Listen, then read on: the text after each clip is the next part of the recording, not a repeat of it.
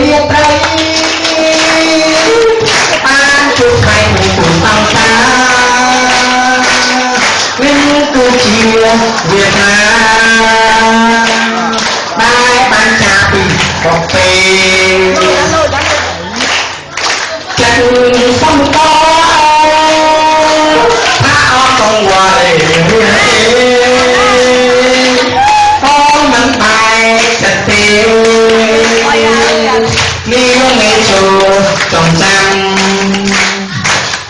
មុនដល់រៀបបាត់តាមយឺតាតែមិនទៅឆ្ងាយតែលោកអូនសោពីឡាតែឆាតឆាយអូនអើយបងតាបាយព្រោះបងបានបើប៉ុនលោកដល់បំណងមកធ្វើជាទូក្រ